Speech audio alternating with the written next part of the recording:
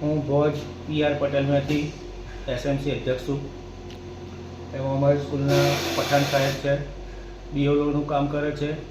એવો આજે છેલ્લા 10-15 દિવસથી ઓછામાં ઓછા એક ટાઈમ ખાય છે કે નથી ખાતા એ ખબર નહીં. રાત દિવસ કામ કરે છે. અત્યારે લગભગ 8 વાગ્યાનો સમય છે, હજુ પણ ખાધું નહીં. એમને છાતીમાં દુખાવો અને ચક્કર ને એવું બધું આવે છે.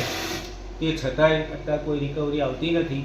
અમે અહીંયાથી એમને બીજી હોસ્પિટલમાં લઈ જઈએ છીએ પ્રાઇવેટમાં.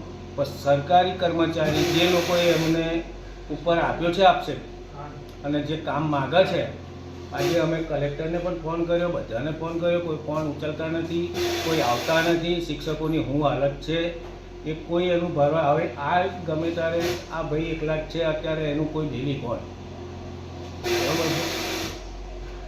હવે એનું કંઈક થશે તેનું જવાબદાર જે તે ઉપલા અધિકારીઓ જ રહેશે.